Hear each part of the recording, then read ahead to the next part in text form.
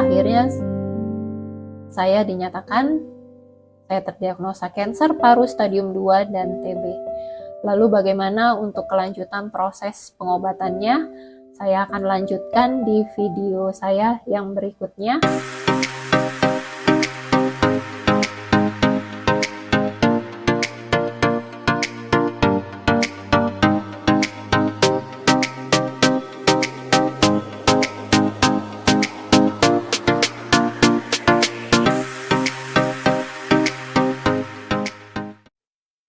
Halo teman-teman, selamat datang di channel YouTube saya, Mami Vin. Apa kabar? Semoga teman-teman semua dalam keadaan sehat dan diberkati oleh Tuhan.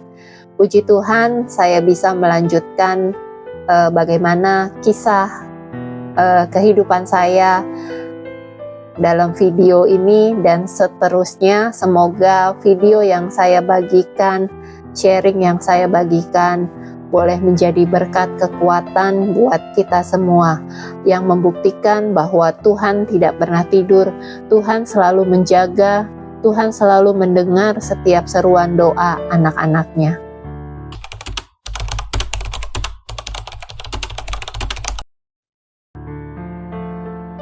Dari hasil bronkoskopi dan biopsi yang membuktikan bahwa saya terdiagnosa kanker paru stadium 2 dan TB. Waktu itu bagaimana untuk penanganannya, dua penyakit sekaligus. Saya akan ceritakan satu persatu.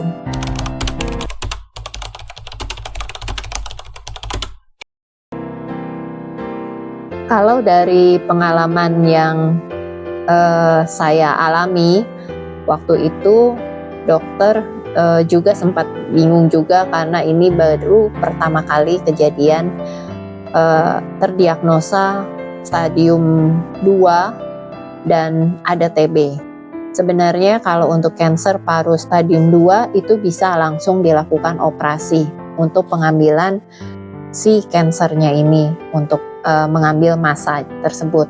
Namun karena di dalam tubuh saya juga ada bakteri TB, jadi waktu itu saya sudah konsul ke dokter bedah toraks yang mengatakan bahwa operasi belum bisa dilakukan sebelum saya minum obat TB, karena tujuannya adalah untuk bakteri TB ini dilumpuhkan terlebih dahulu baru bisa dilakukan operasi. Kalau dilakukan operasi dulu, takutnya nanti setelah dibedah saya terjadi pendarahan karena masih ada bakteri TB yang aktif di dalam tubuh saya. Jadi solusinya TB saya harus minum obat dulu. Idealnya obat TB itu adalah diminum 6 bulan. Namun waktu itu targetnya tetap harus minum 6 bulan, namun targetnya adalah 2 bulan, dan setelah itu setelah 2 bulan nanti dilakukan pemeriksaan dan saya bisa dilakukan operasi. Jadi setelah 2 bulan asumsinya bakteri TB ini sudah lumpuh, sudah bisa dilakukan operasi. Namun untuk kankernya tidak mungkin kita diamin selama 2 bulan menunggu obat TB. Jadi selama menunggu obat TB diminum dan selama menunggu mau dioperasi, saya tetap dilakukan kemoterapi untuk si kankernya ini. Jadi saya dilakukan berbarengan. Yang pertama kemoterapi itu setiap 3 minggu sekali, dan juga minum obat TB setiap hari di jam yang sama selama 6 bulan.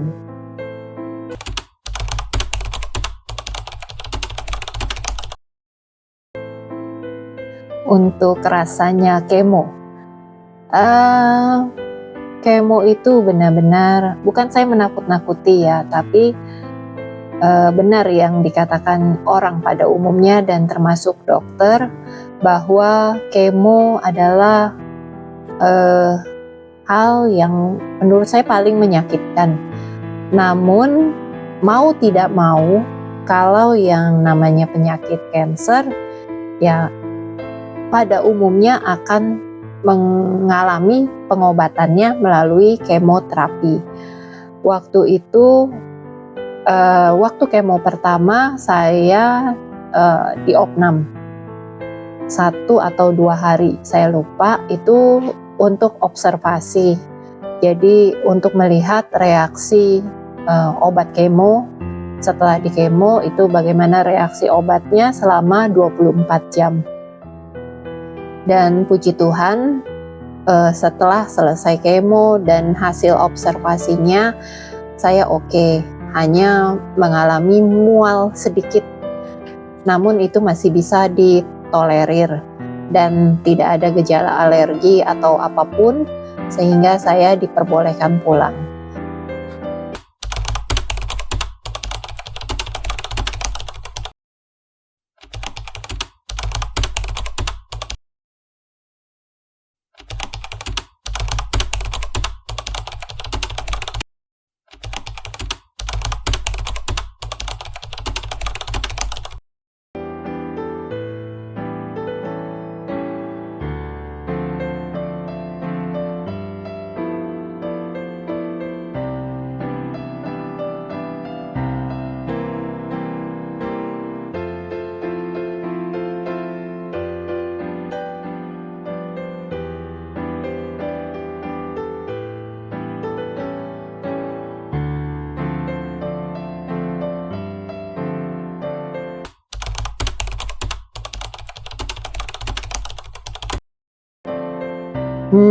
Bagaimana dengan rambut?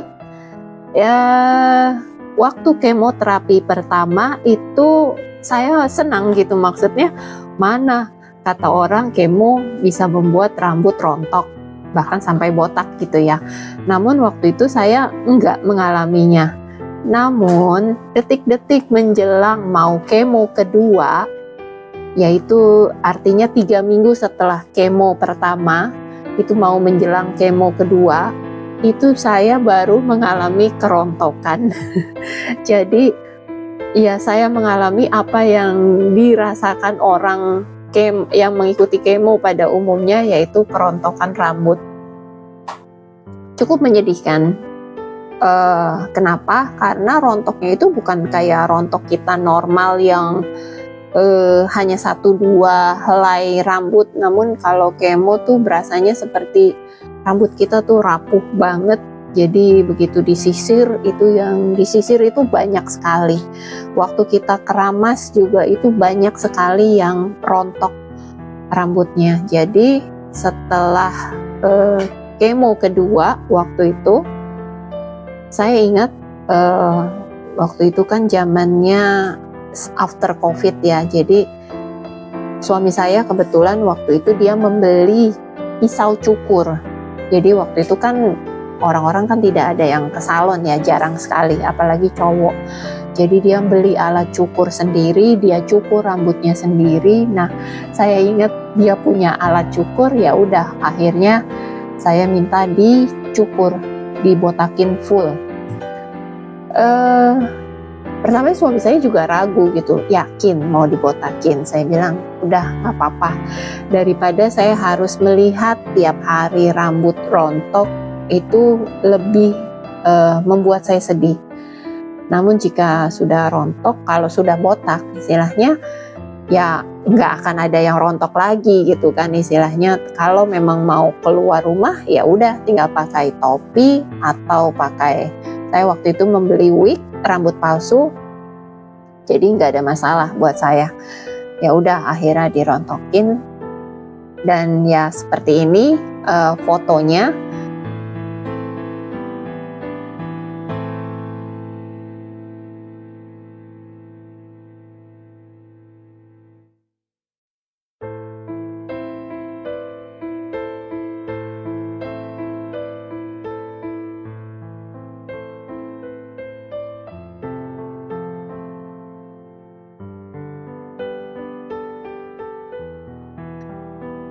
Ini waktu proses dicukur dan hasilnya bagaimana, ya itulah cukup membuat sedih. Namun saya happy, tidak melihat rambut yang rontok lagi.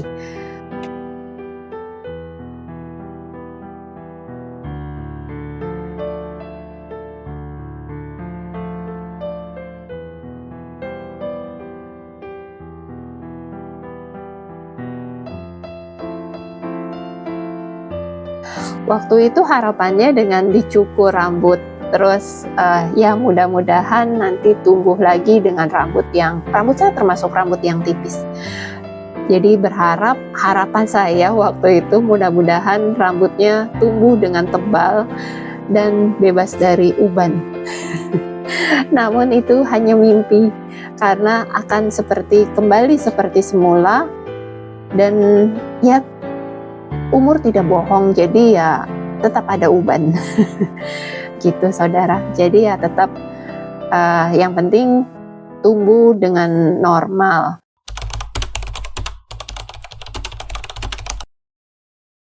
Terima kasih sudah menonton video saya. Semoga apa yang saya bagikan boleh menjadi kekuatan buat teman-teman semua, bahwa masalah boleh ada, namun Tuhan juga tetap ada. Tuhan tetap tahu apa yang dirasakan oleh anak-anaknya. Karena itu tetap percaya, tetap berharap hanya kepada Tuhan. Terima kasih sudah menonton, dan jangan lupa untuk di-like, subscribe, dan juga di-share ke teman-teman yang lain. Semoga video saya boleh menjadi berkat, kekuatan buat kita semua. Amin. Tuhan Yesus memberkati.